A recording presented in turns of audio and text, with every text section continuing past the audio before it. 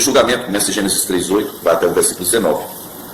O versículo 8, o interessante é que diz que ouvindo eles, né, o casal ouviu os passos do Senhor vindo pelo jardim. Eles souberam discernir a diferença entre o barulho do andar do Senhor pelo jardim, né, na viração do dia, que é a brisa da tarde, no momento em que lá para 5h45 da tarde, 17h45 para nós. Então, é isso aí. Quando o dia vai acabando, esse era o momento em que Deus vinha para conversar com Adão e Eva. Creio eu que também esse era o local. O local era ali no centro do pomar. A gente chama de jardim, mas era o pomar. No centro do pomar era onde eles se encontravam. Então, é isso. O questionamento que eu escrevi aqui, que eu registrei, como que eles podiam discernir, né? Eles sabiam o momento e do dia em que Deus via, e eles sabiam que também estavam atentos ao lugar e a forma como Deus se apresentava, a forma como Deus parecia. Outra coisa que eu coloquei é o andar pelo jardim. Com que objetivo? Deus não estava ali observando o tipo de trabalho, de serviço que Adão tinha feito para fazer análise nem nada. Ele não era. Deus não se colocava como patrão de Adão. Ele estava, na verdade, vindo para um encontro costumeiro, um encontro diário, para instrução, não sei, para adoração, vamos dizer assim. Não? Então, Deus estava surpreendendo o casal, né? No intuito de que eles se apresentassem para a conversa do dia, mas eu creio que o encontro não foi possível, porque eles se evadiram do local, eles se esconderam entre as árvores. Quando eles ouviram o Senhor vindo, eles se esconderam entre as árvores. Cogito que o centro do jardim era o local de adoração. Eles não estavam no local de adoração. E aí, então, Deus que sabe todas as coisas, sabia onde eles estavam, mas saiu caminhando pelo jardim, na intenção de tentar encontrá-los, né?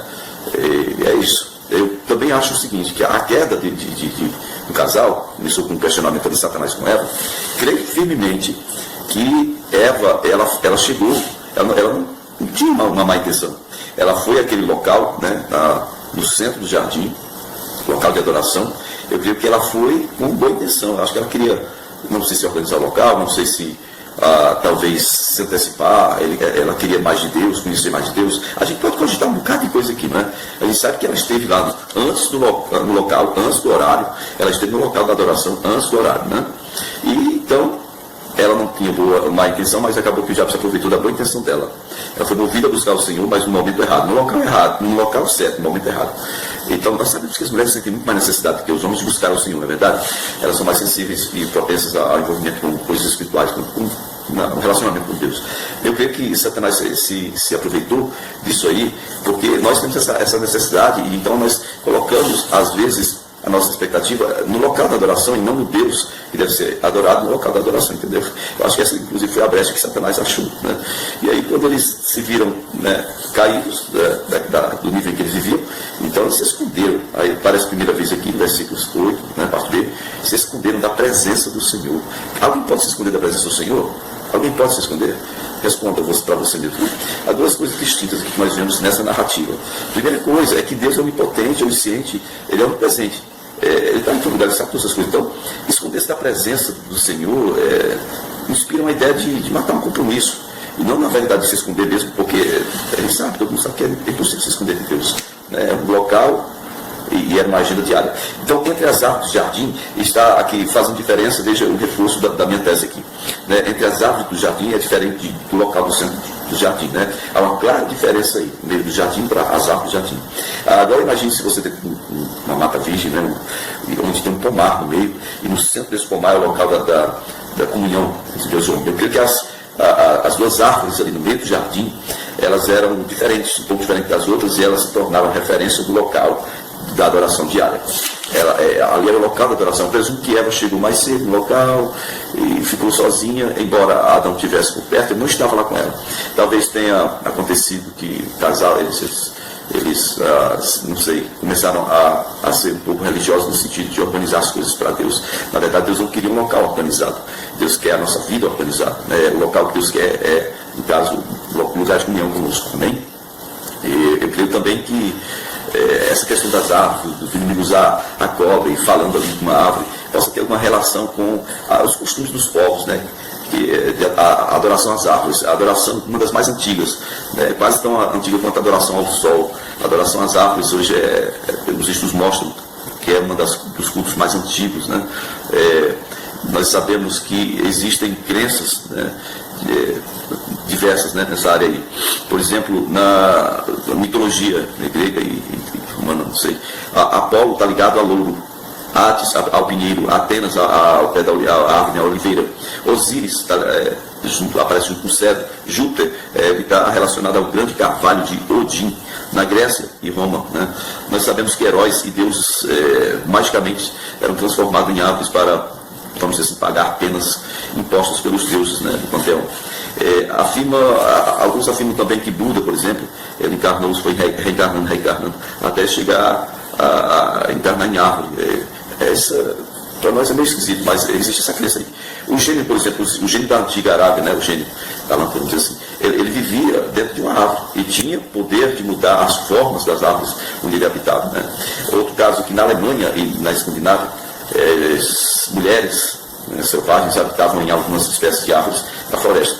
Na Rússia, há uma crença que existe um demônio, um olho só, e ele habita nas árvores. Na África do Sul, fantasmas perigosos nas florestas, e, sabe, eles tipo, atacam, né, as pessoas também, trabalham com o corpo humano, eles, tipo assim, habitam na floresta e atacam os seres humanos. No Japão, eles creem em espíritos da floresta, né, com cabeça, com patas de falcão, corpo de homem, nariz bem grande. Não, não é grande, mas não é desse aqui, não, um pouco maior.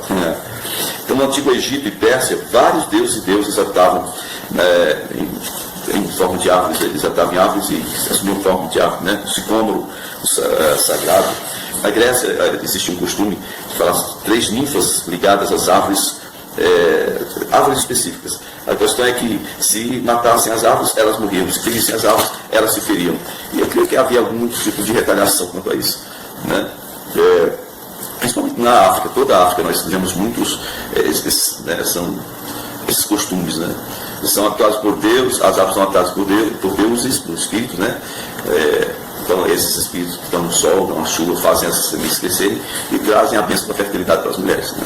Na África Central, o espírito da árvore ficará bravo se alguém, sabe, e se ele ficar bravo, como se alguém mexeu na árvore dele, pode matar ali um chefe da tribo, né? daquela tribo, certo? E existe até os nativos americanos e alguns japoneses em algum lugar, né? Que cada árvore tem um espírito. Bom, é isso aí. Fazer o quê? Na Caldeia, né, os caldeus, onde depois a gente vai falar sobre isso na terra do Abraão, existia culto a árvores. Né? Foi encontrado, os arqueólogos encontraram evidência de que esses cultos existiam lá. Gravações em tabletes, né? Mostram pessoas com ramos de árvores sagradas, etc. Cerimônias religiosas. Né? Na Ática, Dionísio, que é o deus Baco, abre, fecha parênteses, Baco, de onde vem a palavra bacanal, né? Deus do vinho, da orgia, né? Eles vestiam as árvores e penduravam joias nela para representarem os deuses nas suas orgias. Né? Isso também acontecia na Grécia e em Roma, os festivais. Né? Na ilha, árvores estilizadas, enfeitadas com grinaldas. Não é nome não, rapaz. No mundo inteiro aí, esse negócio de cultuar as árvores. Bom, vamos aqui em Gênesis, capítulo 3, versículo 8 a 19 ainda, onde fala do julgamento, né? As sentenças, as maldições que o Senhor colocou sobre a serpente, sobre a mulher e sobre depois Adão. Queria rapidamente colocar a seguinte questão aqui. Quando eles se esconderam da presença do Senhor, na verdade ninguém consegue se esconder na presença do Senhor. Eles não estavam, era no local de costume, no local de adoração, local onde eles se encontravam com o Senhor diariamente. E aí o Senhor, mesmo sabendo onde eles estavam, o Senhor sai procurando. E o Senhor diz, onde estás? Essa pergunta de Deus, quando fala onde estás, está reforçando a ideia de um compromisso que já estava agendado, mas não foi cumprido. Onde estás, Adão? Aqui está essa hipótese, o reforço para essa hipótese. Né? Eles estavam nus. E então o que acontece? O Senhor também chamou Adão. Ele não chamou o casal, chamou Adão. Adão, onde estás? Né? É um tratamento diferente aí, não sei. Bom, o compromisso aqui de Deus era tentar trazê-los à consciência do que eles tinham acabado de fazer, o entendimento, né? Como eles estavam entre as árvores e não no local do encontro, da adoração, por causa do medo. E a palavra medo aqui é melhor traduzida como vergonha, porque quando você está nu, você não sente tanto medo, você sente mais vergonha mesmo, certo? Então, pronto. Aí, o caso aqui é que eles mataram o compromisso por falta de roupa. É o primeiro caso. Veja bem, vergonha, desonra, ultraje, né, que humilha, opróbrio, sentimento de... E medo é diferente. Medo é estado afetivo suscitado pela consciência do perigo ou que ao contrário suscita essa consciência. Ok? Aí tem outras coisas, temor, ansiedade, irracional ou fundamentada, né? Apreensão em relação a alguma coisa, tudo está relacionado a medo, e não a vergonha. Bom, versículo 11, a pergunta de Deus: quem me disse que você estava nu, Adão? Você comeu do fruto da árvore que eu proibi você de comer?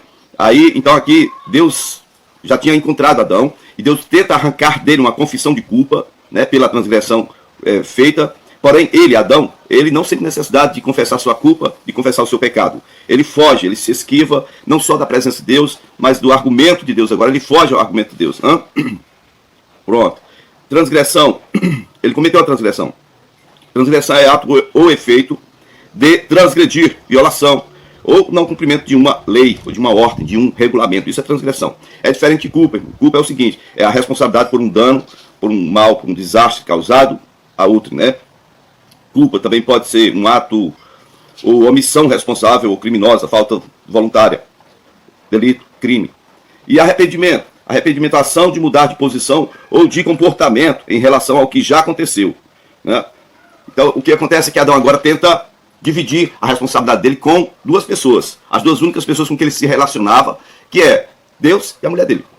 Ele diz o seguinte: foi a mulher que o Senhor me deu. A mulher que o Senhor me deu, né? Tipo assim, ele quer ficar com a parte menor, a terceira parte. A primeira parte foi a mulher que o Senhor me deu. A primeira parte Eva, a segunda parte o Senhor. Eu sou culpado, mas sou o último culpado na história. Eu sou o coitadozinho dessa história, né?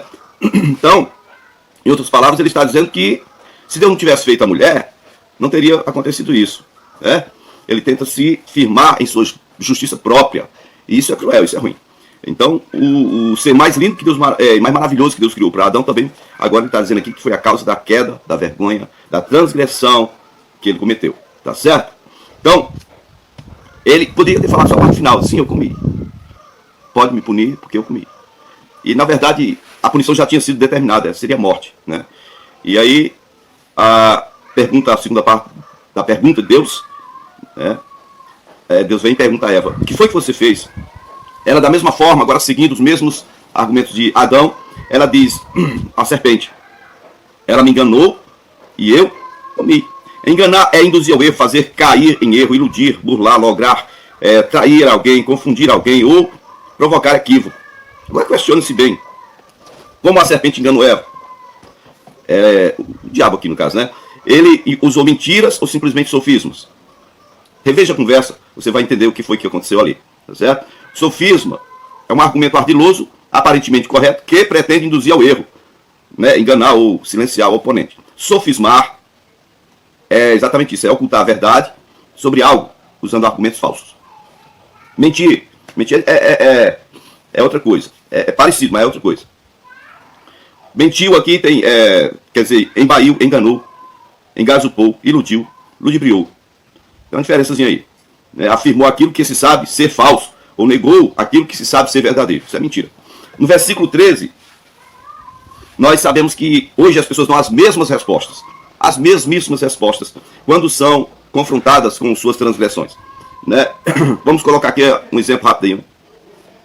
Fulano X, fulano Y, ou cicrano. Fulano e cicrano. Cicrano mesmo. Ô fulano, você tá falando mal do ciclano aí, ó?